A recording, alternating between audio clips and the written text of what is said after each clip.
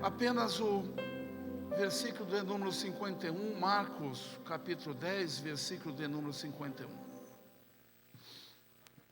E Jesus falando, disse-lhe: que queres que te faça? E o cego lhe disse: mestre, que eu tenha vista. O que queres que eu te faça? Você que veio a essa reunião, Jesus está perguntando: o que queres que eu te faça? Posso se assentar, meus irmãos e irmãs? Quinta-feira, encerramento da campanha aqui. Ontem eu estava pedindo a Deus uma palavra para hoje, e o Senhor me fez lembrar desse grande milagre, do cego de Jericó. Em 30 minutos Deus vai trazer uma palavra ao teu coração. Quantos precisam aqui ouvir Deus falar hoje? Tem que pedir, né, gente? Diga: Deus, fala comigo. Queridos irmãos e irmãs, então quinta-feira, um trabalho aqui da igreja local.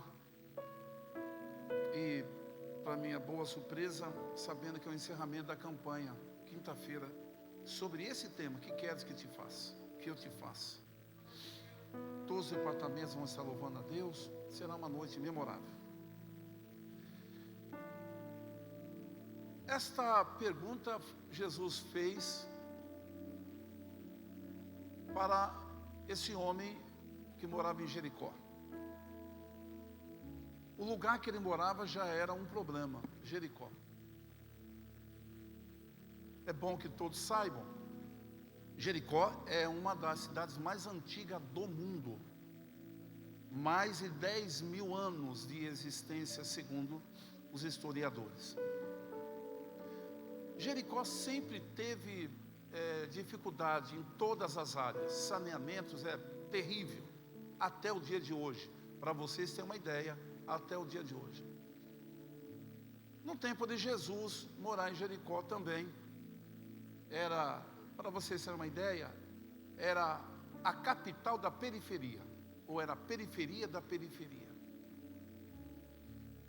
Essa pergunta expressa não apenas a grande compaixão de Jesus por um homem, mas também o objetivo de Jesus restabelecer relacionamento, tornar a dar dignidade às pessoas. Até porque esse moço não nasceu cego, ao contrário, ele era filho de Timeu. Daqui a pouco eu conto quem era Timeu.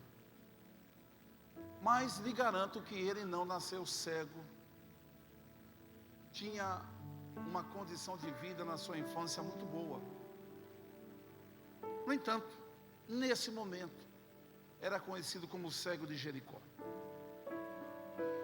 A ideia que essa pergunta nos faz ou nos traz: o que queres que eu te faça?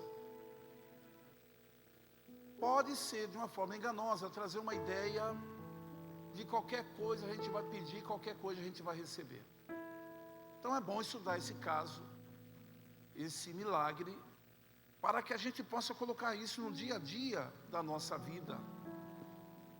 E adianta aos irmãos, não é tudo que a gente pede que a gente recebe. Então deve ter um segredo aqui, tem um segredo aqui. Quando você pede aquilo que realmente você pode receber. Um pouquinho de inteligência, conhecimento da situação. Deixa eu fazer uma parada aqui, breve comentário. Tem pessoas que vêm para o Evangelho achando que a sua vida vai mudar no ponto de vista social, e se você não fizer nada para ela mudar. E se você não fizer nada para ela mudar, talvez ela não mude. Talvez ela não mude. Então a ideia de vir para o Evangelho, irmãos, não é apenas ter a saúde melhorada, ter um bem adquirido. Não é isso não. O Evangelho é vida eterna. É a segurança da vida eterna. No entanto, Jesus aqui faz essa pergunta: o que queres que eu te faça? Será que havia necessidade de Jesus perguntar isso para um cego que estava mendigando? O texto nos diz sobre isso. À beira do caminho, ou seja, escondido do caminho. Quando soube que Jesus estava passando por ali, então ele começou a gritar. Mas ele gritava tanto que incomodava a quem estava perto dele. Jesus, filho de Davi, tem misericórdia de mim.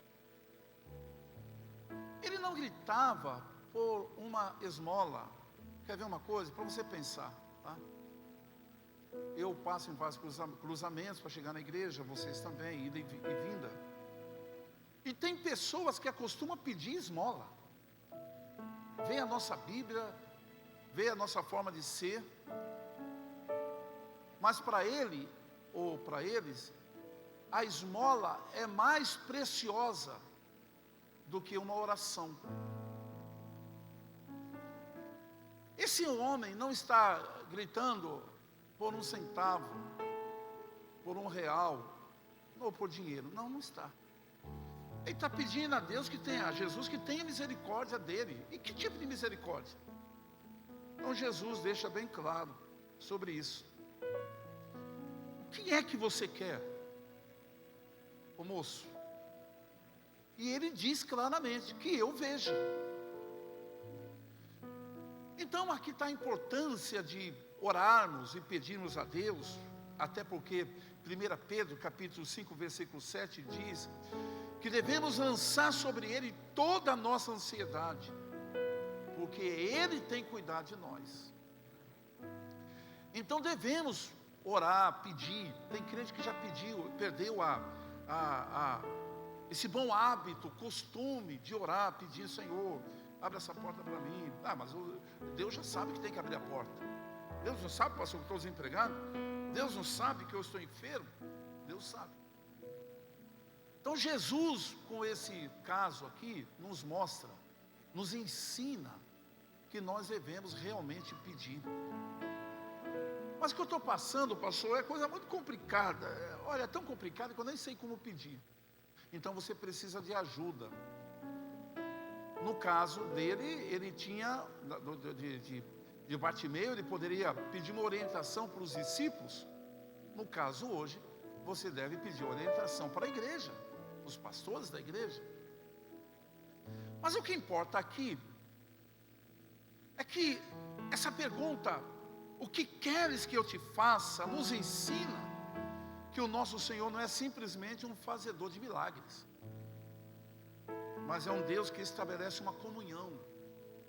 Então Ele tem um interesse de envolver, perguntar o óbvio, mas era a maneira de fazer com que o cego também falasse. Então esse homem fala aquilo que nós temos que falar a Jesus nas nossas necessidades: mestre, eu quero ver. Se ele fosse alguém desaforado, poderia dizer, né? Eu conheço alguns irmãos que ainda têm esse comportamento: o senhor não está vendo? Cego sou eu, o senhor não vê que eu não vejo? Não. Ele diz: mestre, eu quero ver. Perceba que a resposta desse homem foi sincera, objetiva, respeitosa. É um modelo de oração que nós precisamos literalmente aprender no nosso dia a dia. Alguém fala: poxa, pastor, mas eu tenho tantos anos, oro todo dia. Meu filho, nunca é tarde para você aprender um pouco mais. Aqui vale lembrar que Bartimeu não foi o único que ouviu essa pergunta, ou essa resposta de Jesus, nesse mesmo capítulo. Tem um episódio aqui, que eu não vou me deter nele, nesse capítulo, que dois discípulos de Jesus, perguntam para Jesus com interesse próprio: Jesus, eu quero te fazer um pedido. Veja, Jesus não falou para eles que eu quero que te faça, mas João e Tiago diz para Jesus: Jesus, quero te fazer um pedido. Aí falou, faça qual pedido? Oh, Jesus, quando o Senhor restabelecer o seu reino, eu quero que eu fique à direita, Tiago fique à esquerda, ou vice-versa, de forma que a gente tenha a primazia do seu lado. Veja aí, um queres que eu te faça que não teve resposta. Melhor, teve uma resposta negativa. E Jesus disse para aqueles dois homens, vocês porventura podem beber o cálice que eu vou beber? Em outras palavras, você quer se assentar aonde eu vou me assentar, sem beber o cálice que eu vou beber? Em outras palavras, gente, resumindo, a resposta foi negativa. Isso nos faz pensar sobre o que estamos pedindo e como estamos pedindo a Deus. Eu sei que tem irmãos que estão a vida toda dizendo do seu problema, e precisa realmente de um milagre. E aí eu lhe faço uma pergunta: será que Jesus deixou de fazer milagre? Lógico que não. Nessa direção, Sproul traz uma ideia sobre o que você pode pedir e como agradar a Deus. Ele diz, observa que o pobre homem cego não pediu status, não pediu glória como João e Tiago anteriormente pediu. Ele não pediu para ser exaltado no Rei de Deus, e muito menos para deixar de ser pobre. E o que ele pediu apenas, Senhor, deixa eu ser como os outros vêm. Eu já tive esta bênção e agora eu não consigo ver. Senhor, eu quero ver. Minhas irmãs e irmãos, é aqui que eu quero começar uma rápida palavra com vocês. Muitos cristãos, para nossa tristeza, está muito distante da sensibilidade desse cego chamado Bartimeu. Eles pensam que podem reivindicar, colocar Deus na parede, muitas vezes trazendo uma ideia que o evangelho ninguém vai ter doença, ninguém vai estar desempregado, ninguém vai ter falta de recurso, ninguém vai ter problema na família, ninguém vai ter isso, ninguém vai ter aquilo, porque agora Jesus tem que fazer tudo. Aprendamos com Bartimeu, pedindo a Jesus, Senhor, eu só quero ver. Eu só quero ver. Só quero, talvez, dizer o mais preciso aos irmãos, tornar a ver. Lhe mostro 8 atitudes de Bartimeu que pode possivelmente ajudar. Primeiro, seu estado natural nesse momento era cego, necessitado e pobre. O versículo 46 diz exatamente dessa forma: e saindo ele de Jericó com seus discípulos e uma grande multidão, Bartimeu cego, filho de Timeu, estava sentado junto ao caminho mendigando. Primeiro, diz filho de quem? Então aí você já começa a pensar, peraí, se ele era filho de alguém, esse camarada era importante. Porque a mulher cananeia, qual é o nome dela? Historiadores dão nome, mas a Bíblia não fala o nome dela. Passando Jesus, certo homem, certa mulher, certo homem, certa mulher. Não se sabe nem o nome, muito menos a filiação deles. Mas nesse caso, passando Jesus, estava sentado junto ao caminho um homem, filho de Bartimeu. Bartimeu, filho de Timeu, o cego.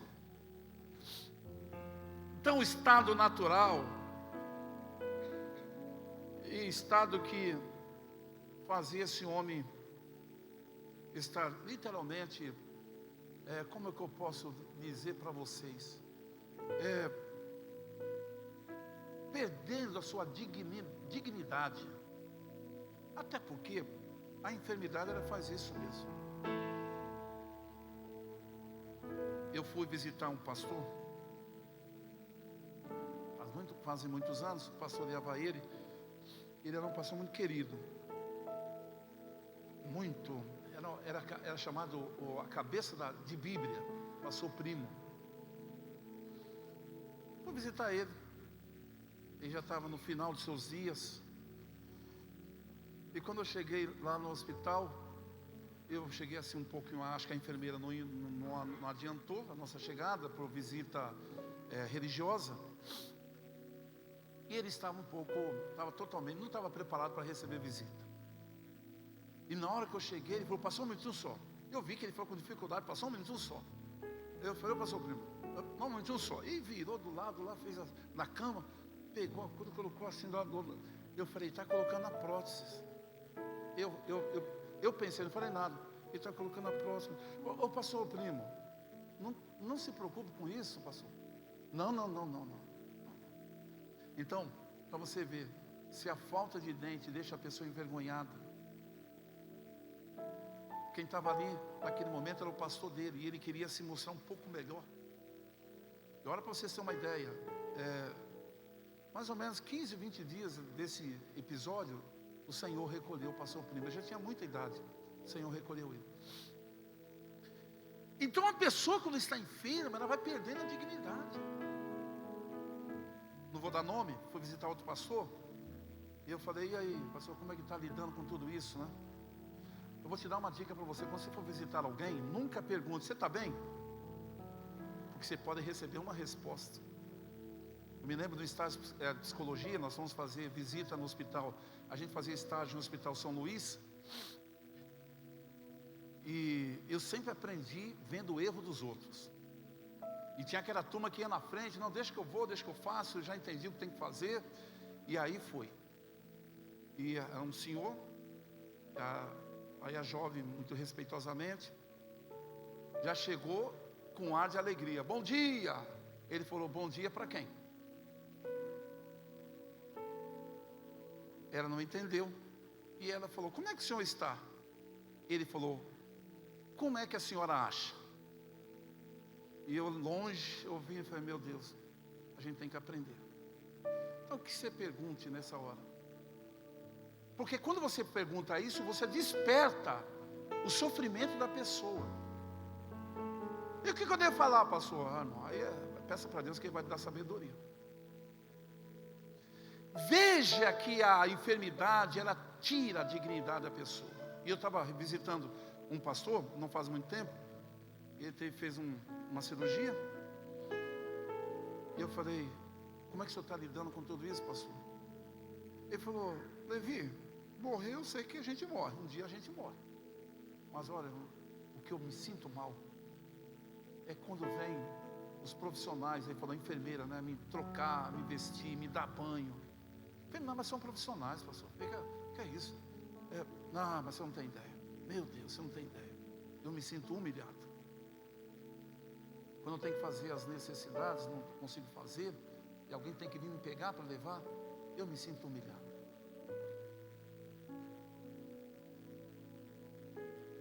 Esse homem, o estado dele era cego. Não nasceu cego. Até porque quem nasce já vai sendo empoderado de uma sensação que outras pessoas não têm. Desenvolve o tato de uma maneira maravilhosa, o olfato. Qual era o estado desse homem? Cego, necessitado e pobre. E já adianta os irmãos, órfão. Quem cuidava dele? Ele mesmo. O governo dava uma ajudinha para ele, dava uma capa, que era autoridade, permissão para ele pedir esmola. Não podia pedir esmola se não tivesse a autorização do governo. Então como é que o governo dava a autorização? Dava uma capa. Quem usava aquela capa podia pedir esmola. Agora você vai entender que quando Jesus curou ele, antes que Jesus cura ele, ele já pega a capa. Então tudo que ele tinha era a capa, porque com a capa ele tinha a autorização de pedir. Mas quando ele encontra Jesus, a primeira coisa que ele faz é ele lança a capa fora. Em outras palavras, ele diz o seguinte: eu decidi a confiar no Senhor. eu decidi, vai prover todas as minhas necessidades. Eu falo com pessoas agora que precisam fazer isso, lançar a sua capa e dizer para Deus: eu decidi confiar no Senhor, eu decidi acreditar no Senhor. Mas todos, muitos familiares, inclusive e amigos próximos, estão dizendo isso e aquilo e aquilo. Lance a capa, entregue, deixe as suas ansiedades nos pés da cruz, e Ele vai cuidar de você. Quem pode levantar as duas mãos para os céus e glorificar a Jesus? A segunda atitude que eu observo aqui nesse homem, e que me admira, é a sua certeza que Jesus pode ajudar. Ouvindo ele, que Jesus estava passando, começa esse homem a gritar, e de uma maneira correta. Olha a forma que ele grita. Não é: "Ô aí, ô filho de Maria", né? Não. "Ô aí, ô carpinteiro", ô filho do... ô Zezinho, porque filho de José é Zezinho. Mas ele não. Irmãos, quando a pessoa procura Jesus da maneira correta, não tem como não receber o abraço do seu Salvador. Talvez aquilo que você pede vai ser uma resposta negativa, mas até a resposta negativa dele vai te dar um consolo na sua alma, que vai te fazer bem. Você vai ter força para andar e caminhar e triunfar diante das dificuldades. Levante a mão direita assim, levante a mão direita. Procure alguém e diga assim: até a resposta negativa de Jesus muda a tua história para o bem. O João e o Tiago falam: olha, dá-nos o prazer e o privilégio de estarmos à sua direita e à sua esquerda, quando o Senhor implantar o seu reino. Ele fala: não vou dar. Mas isso não matou Tiago e João, muito pelo contrário. Quem se tornou depois daquilo, desse episódio? Tiago e João. Terceira coisa que eu vejo com admiração é sua atitude. Clamou ao Senhor. Diga glória a Deus, gente. Diga glória a Deus. Agora grita glória a Deus. Muda ou não muda? Ele não ficou daquele jeitinho. Eu vi aqui os irmãos perguntando: quem é que precisa de uma bênção? Alguém fez assim. Alguém falou assim: eu e minha casa. Você falou. Vamos te ver aqui, tá? Deus abençoe. Ele não. Jesus, filho de Davi, tenha misericórdia de mim. Aleluia. Que admirável atitude. Clamar ao Senhor. Clama a mim, diz a palavra, e responder-te-ei coisas grandes e firmes que nunca você experimentou na vida. Vale a pena, irmãos e irmãs, clamar ao Senhor, clamar ao Senhor. Quem pode levantar as duas mãos e dizer: Jesus, tem misericórdia de mim. Oh, aleluia. Outra coisa que me deixa extremamente admirado pela vida desse homem, sua perseverança. Continuou gritando até ser atendido. E aí, irmão, peraí. A forma de Jesus é uma forma já maravilhosa. E na medida que ele ia gritando: ó Jesus, filho de Davi, os bonzinhos, que tinha olhos para ver, pernas para andar, mãos para abraçar, talvez dinheiro na conta, olhava ele e falava: ô, rapaz, você é cego? Não poderia dizer assim, se enxergue, né? Você é cego? Você não vê a tua situação? Você acha que ele, o grande pregador de Nazaré, o grande pregador de Cafarnaum, ô fulano, vai parar o que está fazendo para te ouvir, rapaz. Se conforme com a tua situação.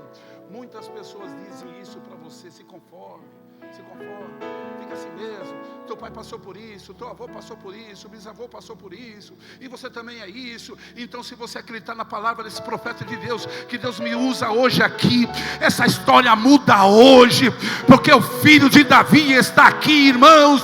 Basta você dizer a ele o que você precisa. Sua perseverança. Não brigou, mas continuava. Jesus! Eu acho que ele ficou rouco, gente. Jesus! E o povo passando, e ele literalmente perturbando. Será que não é isso que acontece também no nosso dia a dia? O irmão que insistentemente: olha, pastor, olha por mim, pastor, por mim. Quem precisa de oração? Eu aqui, pastor, eu aqui. Daqui a pouco o povo fala: ó, quando o pastor perguntar, ele vai levantar a mão de novo. Será que essa história não está se repetindo, irmãos?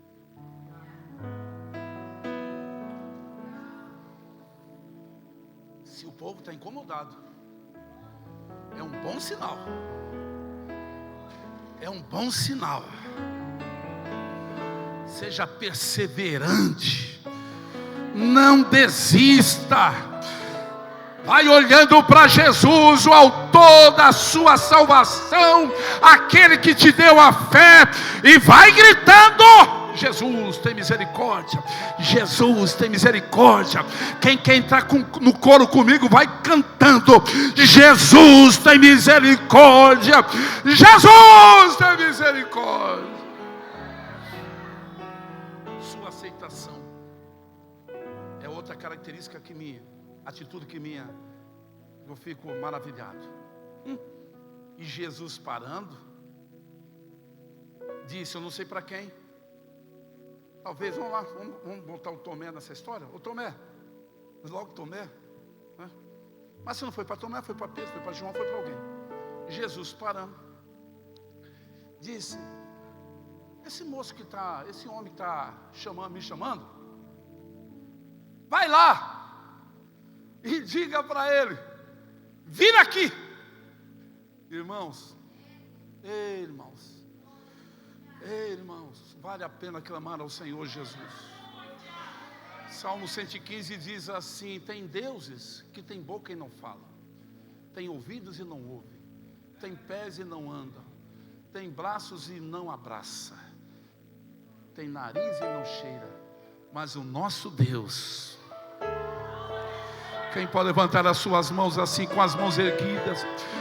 É o Deus que ouve as nossas orações, ouve o seu clamor, está sempre pronto para lhe abençoar.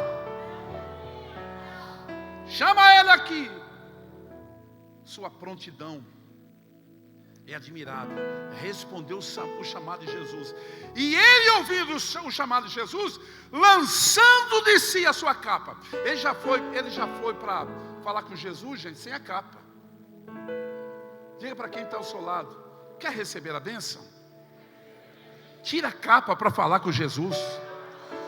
Um pouco mais. Diga assim: quer receber a sua bênção? Tira essa soberba para falar com Jesus. Vamos um pouco mais, irmãos. Diga aí: quer falar com Jesus? Quer receber o seu milagre? Se encurva diante dele, confia nele, entregue o seu caminho a ele, e ele tudo fará. Lançando de si a sua capa, levantou-se e foi falar com Jesus. Como é que combina, gente, ir falar com Jesus com a capa? Então, Jesus, eu estou aqui, mas quem me garante é o governo. Não. Sua prontidão. Sétima atitude maravilhosa: sua cura. Jesus disse: vai, a tua fé te salvou. E logo viu.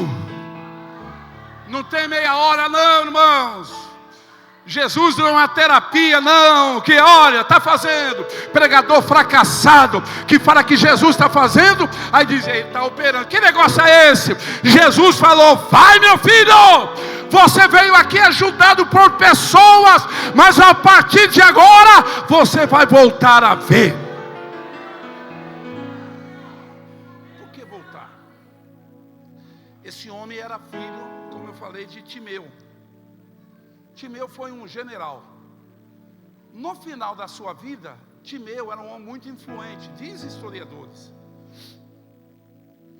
E Timeu, lamentavelmente, se envolveu numa rebelião contra Roma. Timeu, o pai de Bartimeu. Roma então sentencia Timeu à morte, matando Timeu general. Ele tem um filho, Bartimeu, que era bonzinho. Então o que as autoridades romanas fizeram? Arrancar os olhos. Então peraí, o milagre aqui não foi do tamanho que você imagina, não. O globo ocular, toda essa questão daquilo facial estava prejudicada. Pastor, que coisa horrível que aconteceu. Como é que esse homem aguentou? Isso eu não sei. O que eu sei é que arrancaram os olhos dele. E Jesus agora diz assim para ele: vai em paz. A tua fé, o teu grito, aleluia, te salvou. Aconteceu ali não foi milagres não, irmãos. O que aconteceu ali foi maravilhas. E o nosso Jesus é Jesus e maravilhas. Eu termino dizendo uma coisa bonita desse homem: sua entrega total. Versículo 52. Vai, a tua fé te salvou. Olha aqui. E logo viu e seguiu a Jesus pelo caminho. Então a vista, ele poderia sair dali. Agora eu vou fazer o trabalho do meu pai, vou buscar, vou trabalhar no campo que meu pai me deixou de herança, isso e aquilo. Não. Ele falou: vou usar o que eu tenho para nunca mais tirar os olhos daquele que tornou a me dar dignidade, daquele que me tornou a dar saúde, e seguiu a Jesus pelo caminho. Você pode ficar em pé? Vou te dar 2 versículos.